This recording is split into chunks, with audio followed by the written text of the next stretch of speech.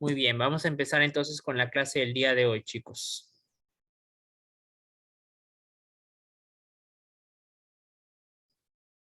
Bien, el día de hoy vamos a abordar 3 puntos: las funciones integradoras del sistema cardiovascular, los cambios durante el ejercicio, la presión arterial, ¿sí? Muy bien, en específico vamos a abordar bastante acerca de lo que es la presión arterial, que es el punto que tiene que quedar muy en claro, así como todas las fuerzas o mecanismos que intervienen en el control de la presión arterial. Y para eso vamos a empezar con nuestra primera debate en grupos, ¿sí? Como es relativamente largo, vamos a tener hasta 6 minutos para poder hacer nuestro debate en grupos. Cada uno ya sabe el grupo al que pertenece, así que por favor les pido que con celeridad vayan ingresando a sus grupos para poder empezar el debate, ¿sí? Correcto, pueden empezar ya a iniciar a entrar a sus grupos para empezar el debate en grupo, chicos, por favor, de inmediato.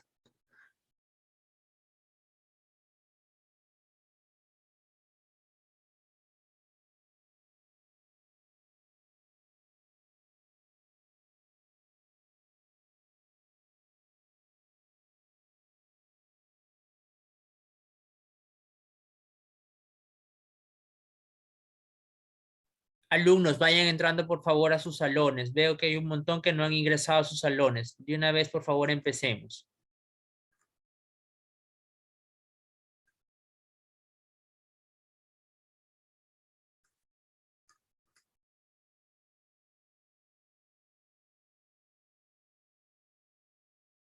Por favor, ingresen todos.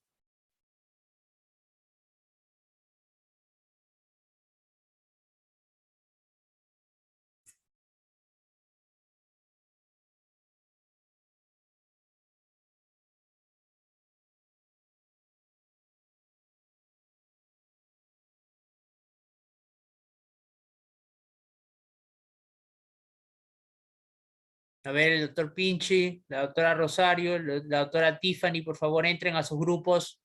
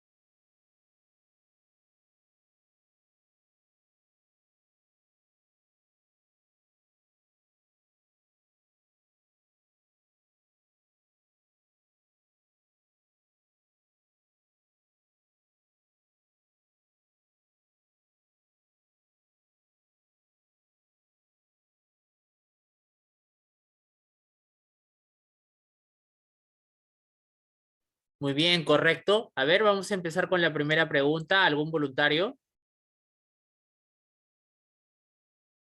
Mire, ¿Voluntario? profesor, ¿no? ¿Me escucha? Sí, te escucho. A ver, ¿qué grupo es usted, doctor? Yo estaba en el grupo 9, pero no se conectó nadie. Creo que todavía no ingresa mi compañero. Ya, ok, a ver, doctor. Entonces, dinos a ver, por favor.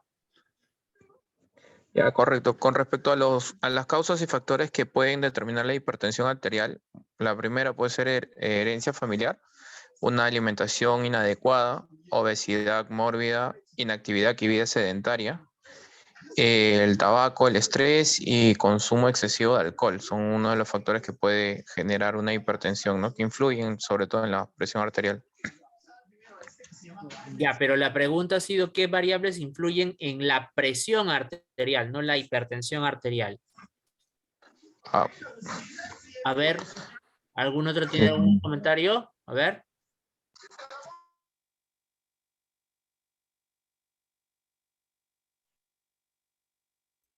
Profesor, yo puedo decirle. Ya, a ver, tratemos de levantar la mano para que hacerlo en orden, ¿ya? A ver, la doctora Rosa que levantó la mano, Montoya. A ver, doctora Montoya. Doctor, buenas tardes. La presión arterial tiene dos variables, ¿no? Primero, el gasto cardíaco por la resistencia vascular periférica. Y bueno, el gasto cardíaco también está, ¿cómo decirlo? Indicado quizás por el volumen sistólico, por la frecuencia cardíaca. Y en el caso de la resistencia vascular periférica, se ve afectado por el radio de las arteriolas y la viscosidad o espesor de la sangre. Ya, correcto, ¿no? Entonces, presión arterial es igual a gasto cardíaco por resistencia vascular periférica, lo que implica que ambos elementos son directamente proporcionales, ¿no? O sea, cuando hay un aumento del gasto cardíaco, hay un aumento de la PA, y cuando hay aumento de la resistencia, pues también habrá aumento de PA. Y a su vez, como bien dijo la doctora, como el gasto cardíaco es igual a volumen minuto, es decir, volumen sistólico por latido cardíaco, entonces por lo tanto, estos dos también son pues directamente proporcionales, ¿no? A la presión arterial. Esos son elementos importantes. Y esta primera pregunta es importante porque a través de eso yo voy a conocer que los elementos que regulan la presión arterial, los sistemas que lo regulan, actúan sobre esas dos variables. Y ustedes me van a decir más adelante cada una en qué variable actúa, si en el gasto cardíaco o en la resistencia, ¿ok? Muy bien, la segunda pregunta, a ver, ¿alguien desea responderla? Levante la mano.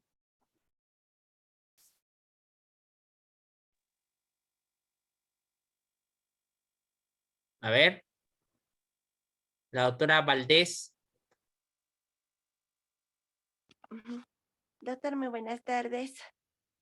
Ya, a ver, no se olviden de tratar de alzar la mano, por favor, para hacerlo en orden. Ya, muchachos, alcen la mano antes, si no, después no sé quién es el que ha alzado la mano primero. ¿Ya? A ver, primero el doctor Ramírez, que es el que un ratito nos ha levantado la mano primero, ¿ya? A ver, doctor Ramírez. Doctor, con respecto a la definición de lo que viene a ser el tratamiento de hipertensión arterial con la guía americana, ellos consideran que la hipertensión arterial se considera cuando es mayor a 140/90 miligramos. es- Disculpe. Cuando es mayor la presión de 140/90. Excepto, bueno, en este caso, eso es lo que viene a ser la hipertensión, excepto la americana, que propone que tiene que ser la presión mayor de 130/80, ¿no? Y en general se recomienda el objetivo que es bajar la presión de 140 de 140 a 90 tiene que ser menor para que no se considere lo que es hipertensión arterial según lo que dice la guía americana, la HA. Ya, ok. Como bien dice el doctor, miren, en cuanto a la presión arterial, hay definiciones, ¿no? A partir de cuánto se debe considerar hipertensión arterial.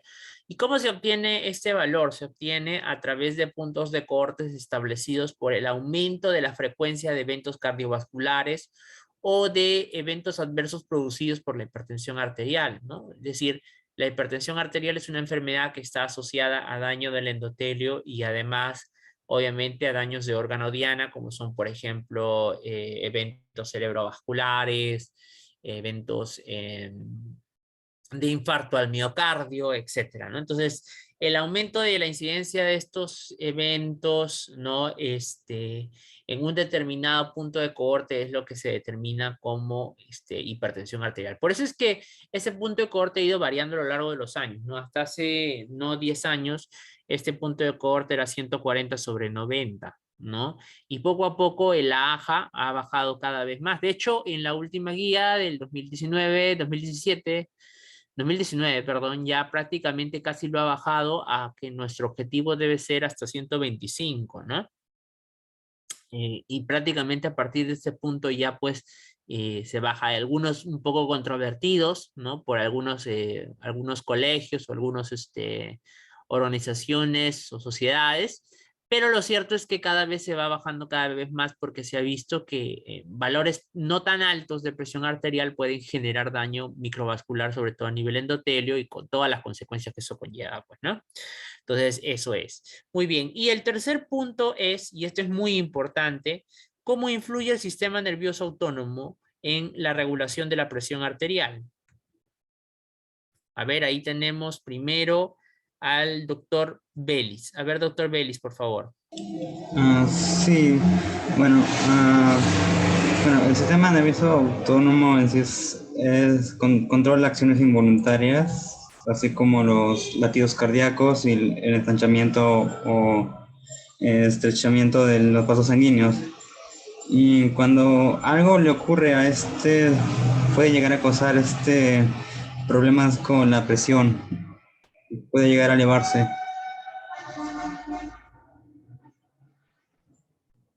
Ya, a ver, la doctora Bazán. Bueno, en el seno carotidio y en el callado aórtico tenemos lo que decimos los vasoreceptores que detectan la diferencia de presiones en el organismo, ¿no? Y mandan información ya sea al núcleo de tacto solitario o para que estas señales inhiben la respuesta vasoconstrictora, favoreciendo a que se mantenga la vasodilatación ante un aumento de la presión.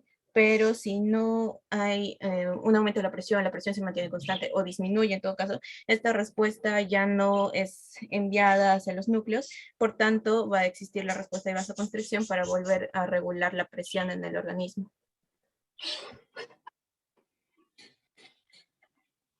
Correcto, ¿no? Correcto. Entonces, miren, lo que es importante es que ustedes sepan cómo es que actúa cada uno de los sistemas. Ustedes saben que el sistema nervioso autónomo actúa de manera involuntaria, ¿no? Involuntaria a nivel del sistema nervioso central sobre los diferentes órganos para adecuarlo a las situaciones de estrés, etcétera, ¿no?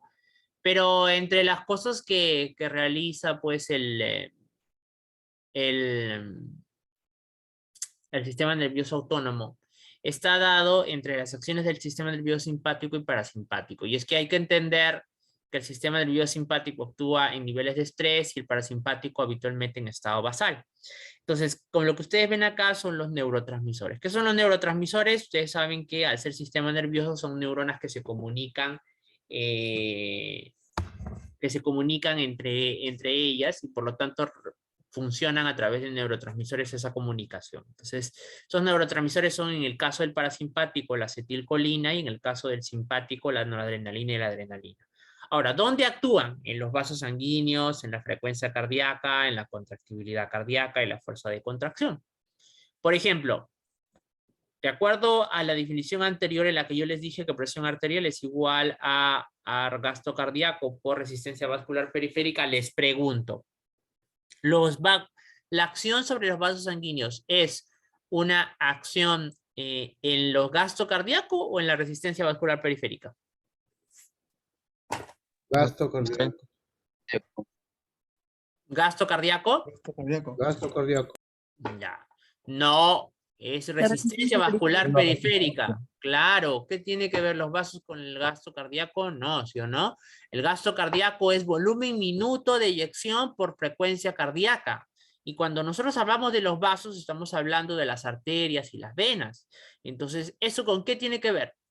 Con la resistencia vascular periférica, con el radio, con la viscosidad, con la longitud del vaso. Eso tiene que ver el vaso. Ya, entonces los otros variables que son frecuencia cardíaca, contractibilidad cardíaca y fuerza de contracción, sí son 3 elementos que dependen directamente hacia el gasto cardíaco. Por lo tanto, el sistema nervioso simpático actúa sobre los 4 e indirectamente sobre las 2 variables que intervienen en la presión arterial. Y el parasimpático básicamente solo a nivel del gasto cardíaco porque no tiene mayor efecto sobre los vasos sanguíneos, es decir, sobre la resistencia vascular periférica. ¿Y cuáles son los efectos que esto tiene? Bueno, en primera instancia el gasto cardíaco, perdón, el sistema nervioso simpático, su función más importante es el de promover el aumento de la presión arterial, ¿no? O sea, por ejemplo, en estados de hipotensión, estos aumentan la presión arterial y una de las herramientas es aumentando la resistencia vascular periférica. Pregunta, ¿cómo lo hacen? ¿Cómo hace el sistema simpático para aumentar la resistencia vascular periférica?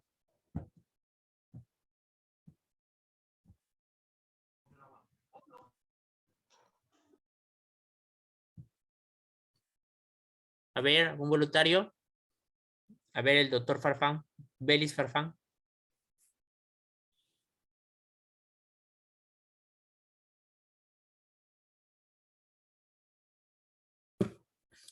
A ver, doctores, despierten.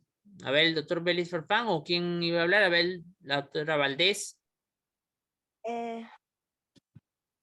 Bueno, doctor, normalmente en lo que actúa lo que es en el simpático.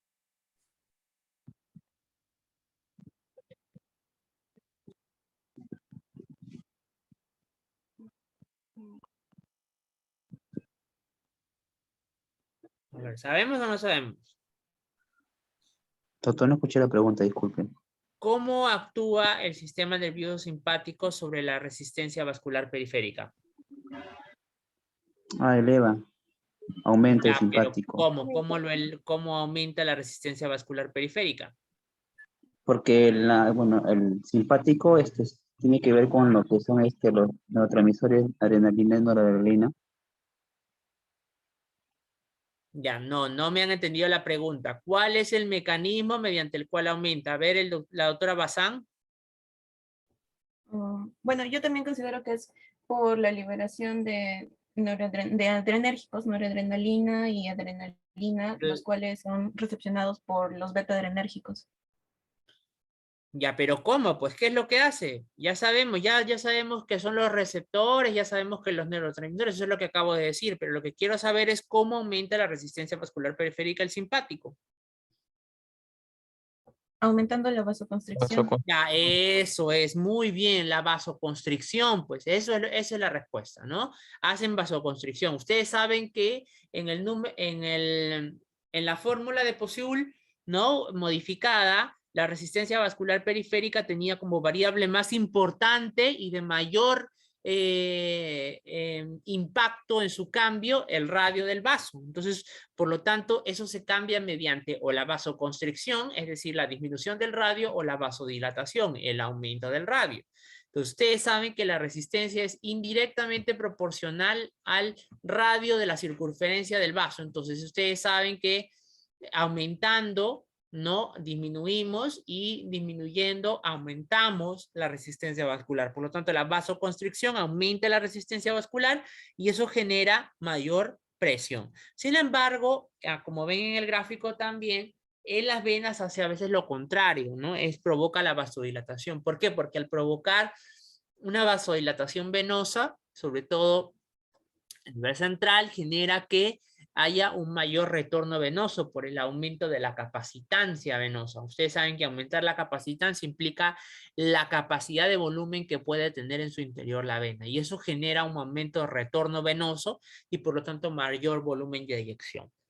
De la misma forma, también actúa sobre la actividad del cardíaca, ¿no? Entonces, ¿cómo? Ya sea aumentando la fuerza de contracción mediante el aumento de las concentraciones de calcio a nivel de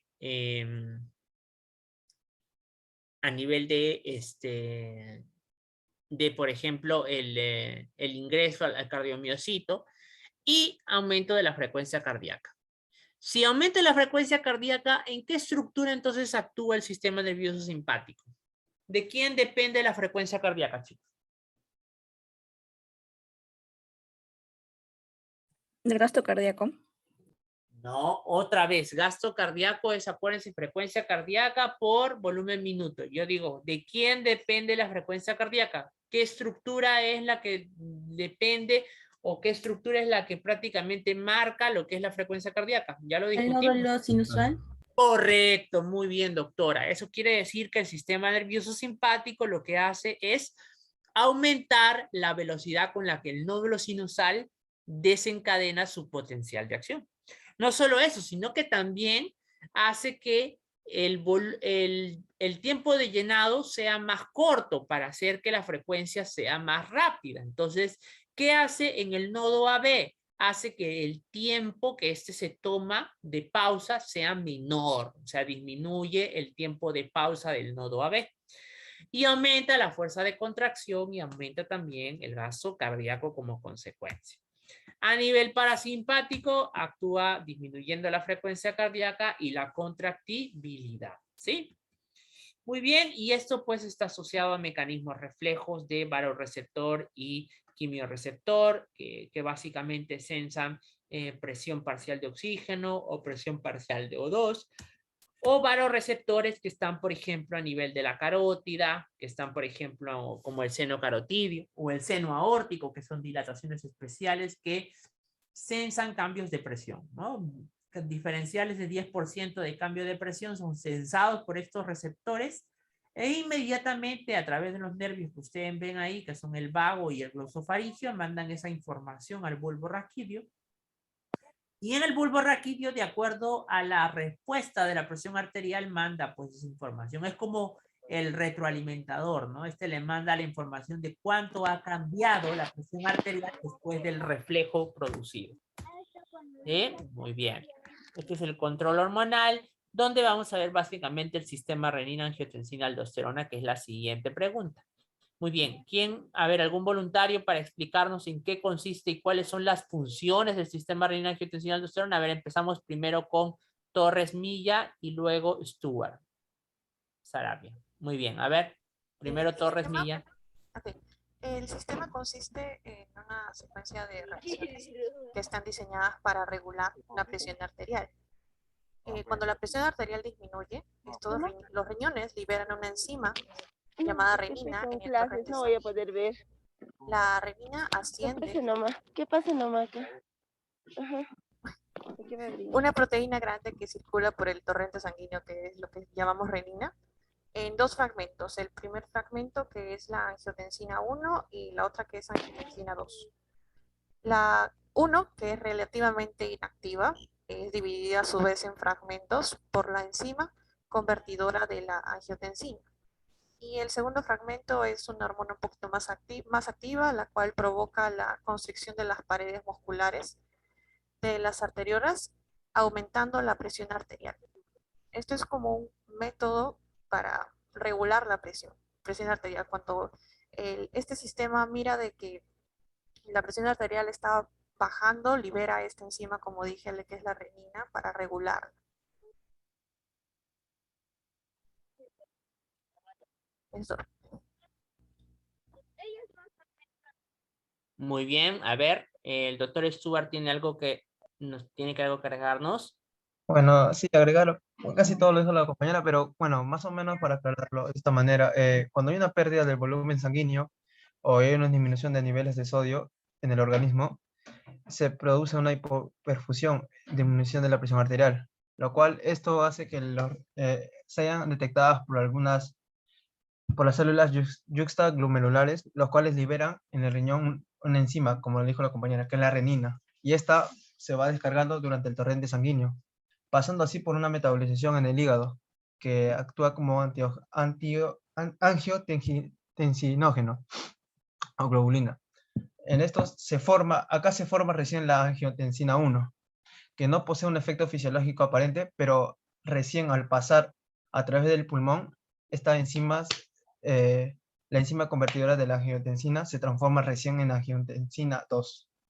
Este de acá es un potente vasoconstrictor y hace que haya aumento del retorno venoso y también por ello el regulador de la presencia de sodio y H2O, que es agua, y la liberación de aldosterona en las glándulas suprarrenales, lo cual produce una vasoconstricción de arterias, haciendo que haya una retención de sodio, agua e incremento del volumen, elevando así la presión arterial. Como podemos comprender, la aldosterona también es una hormona corticoide que origina por ello la retención de agua y sodio, incrementando así el volumen de agua en el sangrado, aumentando también. Eso sería todo, doctor. Correcto, muy bien. Entonces, miren, en realidad la mayoría de ustedes ya lo ha dicho bastante bien. Lo importante es lo que recalcó la doctora. La renina es una enzima, no se convierte en angiotensina 1, sino que convierte en angiotensinógeno que es sintetizado por el hígado en angiotensina 1. Y la angiotensina 1 es convertida en angiotensina 2 gracias a una enzima que la van a ver en prácticamente todas las especialidades, ¿no? La van a ver todo el tiempo hasta el cansancio. Es más, seguramente van a usar alguna vez en su vida fármacos que bloqueen la acción de esta enzima, ¿no? Entonces, esta es la enzima convertidora de angiotensina, que es la ECA, que está en el endotelio vascular, específicamente en el endotelio vascular pulmonar, que transforma la angiotensina 1 en angiotensina 2. Miren, la angiotensina 2 hace todo lo posible para mantener niveles de presiones arterial altos, ¿no? O por lo menos mantenerlos dentro de lo normal. Miren ustedes, uno, activa más la actividad del sistema nervioso simpático, ¿ya? Con todas las respuestas que esto conlleva, que ya lo hemos visto hace rato. Y además, miren ustedes, aumenta la reabsorción de cloruro de sodio a nivel de la retención también de agua en la nefrona. Y a su vez, independientemente de lo que hace la misma angiotensina 2, promueve la acción de otra hormona que hace algo parecido. Parecido porque lo hace a otro nivel diferente, eso ya lo vamos a ver en nefro, pero que es la aldosterona, ¿no? Gracias a la acción de los mineralocorticoides, la aldosterona hace que aumente la reabsorción de cloruro de sodio y la excreción de potasio. Hasta ahí tenemos dos hormonas, dos hechos que hacen en conjunto que se reabsorba mayor cantidad de volemia, de agua a nivel del intravascular. Pregunta, ¿eso aumenta qué variable de la presión arterial? ¿La resistencia vascular periférica o el gasto cardíaco? La resistencia periférica, doctor. Aumenta el volumen de sangre. Gasto Gasto cardíaco. cardíaco. Gasto cardíaco. Gasto cardíaco. El gasto Claro, el gasto cardíaco, ¿no? Cuando yo aumento la volemia, todo efecto que aumenta volemia, o sea, cantidad Volumen. de agua en el intravascular, aumenta gasto cardíaco, porque eso genera mayor volumen minuto de eyección, o sea, mayor volumen por minuto que el corazón tiene que eyectar. Entonces, eso es gasto cardíaco. Acuérdense, lo que actúa sobre la resistencia, en este caso el radio del vaso o la viscosidad o la longitud del vaso, eso actúa sobre la resistencia. Y lo que actúa sobre minuto y sobre la bomba cardíaca, sobre el volumen minuto y sobre la bomba cardíaca, eso es gasto cardíaco, ¿ya? Muy bien, entonces los dos son gasto cardíaco. En tercer punto, muy importante, es que la angiotensina 2 es probablemente el vasoconstrictor más importante que tenemos en el cuerpo, ¿ya? Y esto es porque provoca vasoconstricción, de tal manera que genera, pues, que haya una disminución del radio de los vasos sanguíneos. Les pregunto, en este punto, ¿la angiotensina 2 actúa sobre el gasto cardíaco o sobre la resistencia vascular periférica? Resistencia. La resistencia vascular. Correcto. Periférica. Esto sí es resistencia vascular periférica. Y además actúa sobre la neurohipófisis, generando que ésta secrete hormona antidiurética. La hormona antidiurética es una hormona que se encarga de reabsorber agua en el riñón, ¿ya? Mecanismos distintos a estos, pero básicamente hace lo mismo, es reabsorción de agua. Y si reabsorbemos agua, aumentamos, ¿qué cosa? Volumen. Volemia. Y si aumentamos volemia, aumentamos Gasto volumen. cardíaco. Gasto gasto cardíaco. cardíaco. Correcto, muy bien. Y no solo eso, sino que aquí falta algo más que el doctor lo mencionó, es que aumenta el estímulo de, ¿qué cosa dijo el doctor? ¿Qué aumenta? De de la sed, ¿no? La sed. La angiotensina 2 actúa sobre el centro de la sed del cerebro y promueve que nosotros tengamos la necesidad de tomar agua. Entonces, eso, si yo tomo agua, esa agua se va al vascular, aumenta volemia y la volemia aumenta resistencia vascular periférica. ¿Ven? Entonces, entendiendo esto, chicos, ustedes van a entender mucho mejor varias fisiopatologías de varias enfermedades. Este cuadro es prácticamente clave. Y el entendimiento de ese sistema sí o sí va a venir en el examen. Así que por favor, guerra avisada no mata gente. Ya. Muy bien. Listo. Ahora vamos con lo que son algunas variables importantes en los cálculos de presiones. Vamos a pasar a nuestro siguiente debate en grupos. Por favor, entren rápido, chicos. Muy bien, vamos entrando, por favor, al debate en grupos.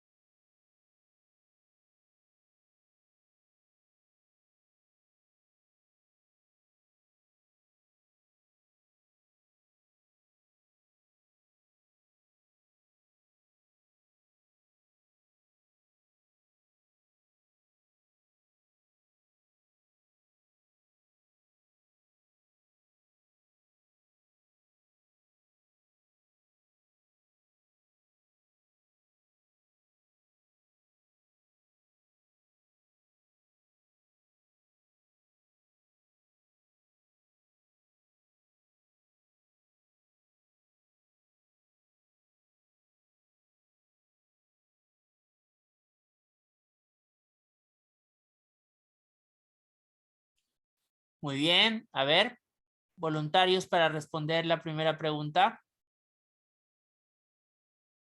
Voluntarios. A ver, primero el doctor Stuart, muy bien. A ver, doctor Stuart. No estoy seguro, profesor, de mi respuesta, pero ahí va, pues. ¿Por qué es importante la presión de pulso? Esto podría deberse... bueno, es una diferencia entre la presión arterial sistólica y la presión arterial diastólica, lo cual nos indica un índice de la distensibilidad arterial. Esto influiría mucho en el volumen de eyección, en el volumen de eyección cardíaco, ¿no? Podríamos detectar acá un nivel de volumen y un nivel de gasto cardíaco mayor o menor, porque esto hace que la forma del volumen de eyección sería distensibilidad por, bueno, por contracción y sobre resistencia vascular periférica, si no me equivoco. Esto detectaría, creo, eso. No sé, Ya, más o menos. ya, ok, muy bien. A ver, la doctora Villegas. Ya, bueno, se dice que hay una evidencia que la presión arterial de pulso está asociada positivamente con una variedad de enfermedades cardiovasculares. Entonces, la presión de pulso ha mostrado ser un predictor importante de sucesos cardiovasculares y muerte, por encima y más allá del poder predictivo de la presión sanguínea media. Ya, a ver, la presión de pulso, como lo dijo el doctor, es la diferencial entre la presión sistólica y diastólica, ¿no? Y habla de la distensibilidad de las arterias, porque mientras menor distensibilidad haya, pues mayor diferencial entre la sistólica y diastólica hay, ¿no? ¿Por qué? Porque hay esta diferencia, pero tiene que haber un límite. Cuando la diferencia es muy amplia, implica que existe un aumento de la resistencia de los vasos en sus paredes. Entonces habla mucho de riesgo de aterosclerosis o de la cantidad de aterosclerosis que puede haber. Por eso es que es un importante índice de resistencia, de riesgo cardiovascular. Muy bien. Luego está la segunda pregunta, ¿qué es la presión arterial media y para qué sirve? A ver, ¿algún voluntario? A ver, la doctora Valdés.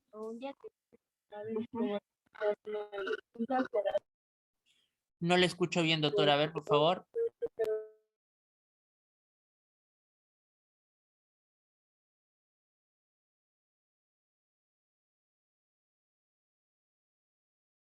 A ver.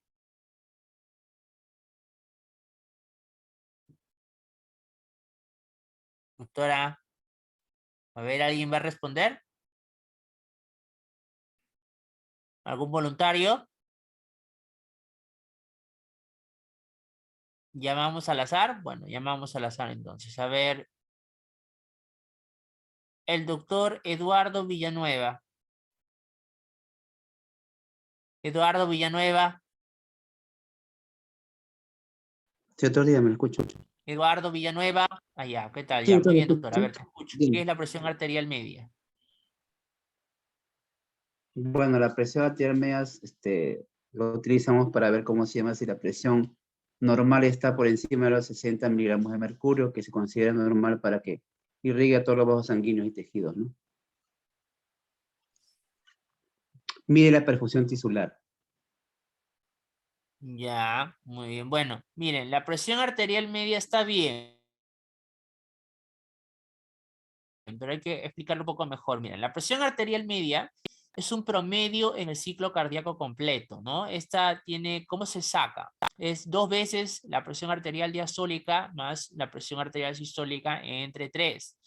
Eso es lo que se le llama la presión arterial media. ¿Y cuál es la importancia? La presión arterial media es como una especie de promedio entre todas las presiones en todos los órganos. Eso habla de lo que es una perfusión tisular.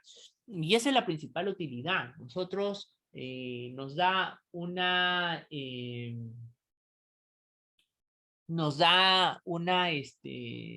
capacidad de poder saber, ¿no? De poder saber si es que ¿no? Por ejemplo, los órganos en general están perfundidos. Por ejemplo, lo utilizamos en las unidades de cuidados intensivos, en emergencias, ¿no? En emergencias lo utilizamos porque, pues, nos da un parámetro de qué tan mal está el paciente, por ejemplo, en estados de shock como el shock séptico, ¿no? De hecho, seguramente ustedes han visto que en muchos monitores, ¿no? Ya viene reflejado lo que es la presión arterial media, aparte de revelar lo que es la presión. Ustedes, los que son licenciados en enfermería, los que son técnicos, habrán visto cuando trabajan y los pacientes con monitor, están en cuidado, monitoreo, dan cuenta que está la PAM también, ¿no? Entonces eso nos habla, por ejemplo, cuando hay hipotensión, nos habla de qué tan buena perfusión hay en los órganos. Por ejemplo, en trasplante lo utilizamos mucho porque nos permite saber con cuánto de perfusión ha tenido el riñón al momento de ser trasplantado, ¿no? Bien, y la última pregunta es, ¿qué es la fracción de eyección? Muy bien, a ver, primero el doctor Stewart. A ver, doctor Stewart, por favor. Profesor, ¿está bien? ¿Se escucha? Porque tengo problemas de conexión. Sí, te escucho. Ya, listo. La presión de eyección es una medida del porcentaje de sangre que sale del corazón. Esto ocurre cada vez que se contrae. ¿Cómo es esto? Cuando el corazón se contrae o bombea o expulsa sangre de los ventrículos inferiores, esto hace que cuando se relajen, los ventrículos vuelven a llenarse de sangre. Por muy fuerte que sea la contracción, el corazón nunca puede expulsar toda la sangre del ventrículo. A esto va lo que vendría yo a decir, que es la fracción de eyección. Esto hace referencia al porcentaje de sangre que se bombea de un ventrículo lleno con cada latido del corazón. Una fracción de eyección normal, aproximadamente normal, es de 50 al 75%, como usted lo muestra acá, lo estaba mostrando. Eso sería todo, profesor. Muy bien, correcto, ¿no? Entonces la fracción de eyección es cuánto, como dijo el doctor, cuánto del volumen telediastólico, o sea, al final de la diástole se termina eyectando. Recuerden siempre que no todo el ventrículo se queda vacío, sino que entre el 50 y el 75% es lo que se elimina. Ahora, se habla de una insuficiencia cardíaca cuando nosotros tenemos una fracción de eyección de menos del 35%, ¿no? Ahí es donde se deriva la clínica de que la sangre se va reteniendo, hay flujo anterógrado y puede pasar a los pulmones inclusive, ¿no? Por eso es que a veces la insuficiencia cardíaca se caracteriza por esta disnea, a veces congestión pulmonar, producto de que el bombeo cardíaco no es el adecuado, ¿no? Muy bien, y vamos a pasar a la parte final, que es las funciones integradoras del sistema cardiovascular, ¿sí? Muy bien, vamos a pasar a nuestro último debate en grupos. A ver, van a pasar a sus grupos debidos, ¿sí? Muy bien, vayan ingresando por favor a sus salas, chicos, ingresen.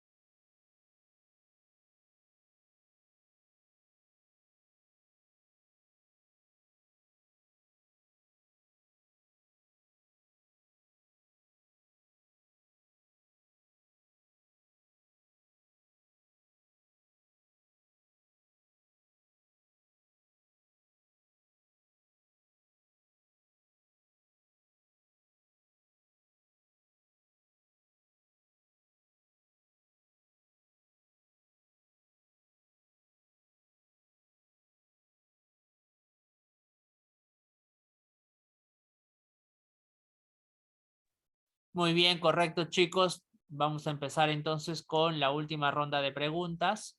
Bien, ¿cuáles son las funciones integradas del sistema cardiovascular? A ver, ¿algún voluntario?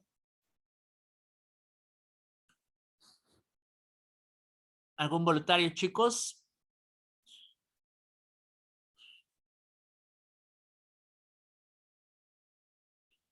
Bueno, en general, las funciones integradoras del sistema... A ver, ¿sí? Yo puedo hablar, doctor, es que la Sí, claro. línea se me va.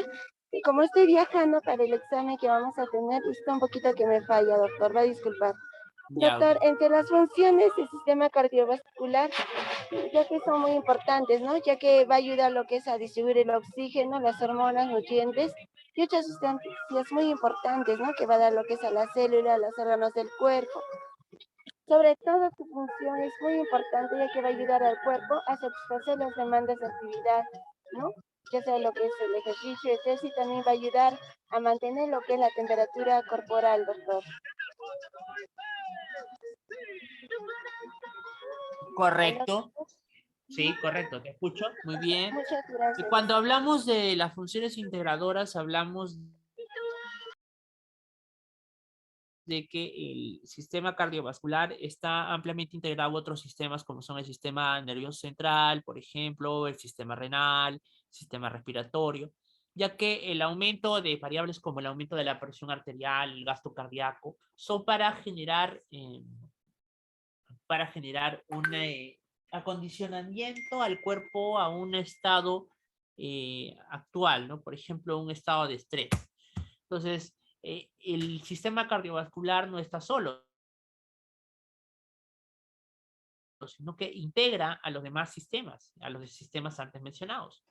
¿Para qué? Para, por ejemplo, aumentar el aporte de flujo sanguíneo, para, por ejemplo, aumentar el aporte de oxígeno, para generar el aporte de nutrientes, etcétera, ¿no? Entonces, actúa pues mediante varios sistemas. La segunda pregunta nos habla básicamente de las respuestas del sistema cardiovascular ante el ejercicio. A ver, ¿quién nos puede relatar cuáles son los cambios? A ver, la doctora Sofía. En el caso de los ejercicios, pues básicamente quien esté bajo esa constante actividad física, pues podría aumentar su volumen sistólico y al igual que el volumen de cavidades cardíacas y los grosores parietales. También pues va a disminuir su frecuencia cardíaca, en reposo como en ejercicio de intensidad, pero también va a mejorar su perfusión miocárdica. Pero a todo eso, pues básicamente depende el gasto cardíaco, ya que aumenta mientras aumente en la persona pues que está haciendo la actividad física, ¿no? Ya que también aumenta sus dos factores, que son la frecuencia cardíaca y el volumen sistólico.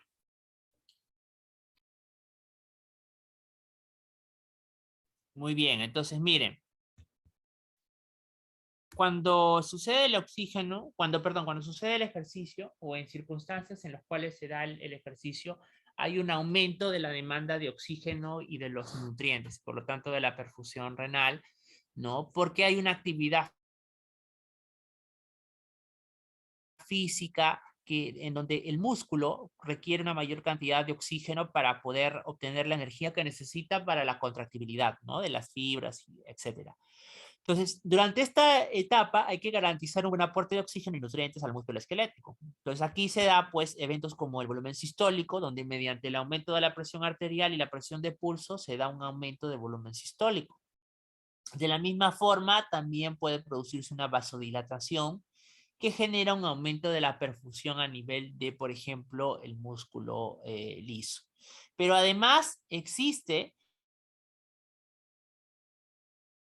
una respuesta de vasoconstricción de las arteriolas periféricas. ¿Por qué? Porque mediante la vasoconstricción de zonas cutáneas, espláncnicas, riñones o músculos que no se están usando, se permite la redistribución de la sangre, ¿no? Desde zonas que no están siendo muy útiles en ese momento a zonas en las cuales se les necesita. Y más bien hay una vasodilatación arteriolar específica en los músculos esqueléticos durante el ejercicio, o sea, durante los músculos que realmente se están utilizando, ¿no? Y A diferencia de lo que sucede con otros lados. Ahora, esta vasoconstricción que sucede en otros lados, diferente a los músculos, no se da en todos los órganos. Hay un órgano en el cual más bien sucede lo contrario, que es en la circulación coronaria. Aquí, obviamente, no podemos hacer una vasoconstricción, porque si yo genero que haya una mayor frecuencia de latido cardíaco, no puedo disminuirle el aporte de oxígeno a mi corazón, ¿sí o no? Si no, el músculo necesita ese oxígeno para poder contraerse adecuadamente. El gasto cardíaco, pues lo hace gracias al aumento de la actividad simpática y además mediante sus diferentes acciones que ya hemos mencionado. Y además genera un aumento de resistencia vascular periférica por lo que hemos dicho, una vasoconstricción selectiva, pero una vasodilatación en otros lados, gracias a la liberación de sustancias como lactato, potasio y adenosina, que son los responsables de esa respuesta vasodilatadora, por ejemplo, en el interior del músculo, ¿no? Y estas son todas las respuestas globales en el ejercicio. El aumento de la frecuencia cardíaca, el aumento de volumen sistólico, gasto cardíaco, resistencia vascular periférica, presión arterial media, aumento de retorno venoso, aumento de presión de pulso y aumento de diferencia arteriovenosa de oxígeno, ¿no? Estas son todas las funciones en total del sistema cardiovascular para que las puedan leer, ¿no? En general. Y gracias a todo lo que hemos visto es que pues hay que entenderlo porque miren ustedes la cantidad de enfermedades más importantes bajo las cuales son enfermedades cardiovasculares altamente prevalentes, que es importante conocerlas, sobre todo porque el entendimiento de cómo funciona normalmente el sistema cardiovascular me permite poder entender cómo abordar una enfermedad cardiovascular y también su tratamiento, ¿no? Correcto. Muy bien, chicos. Entonces, hasta aquí hemos quedado el día de hoy. Hasta aquí, hasta este tema viene lo que es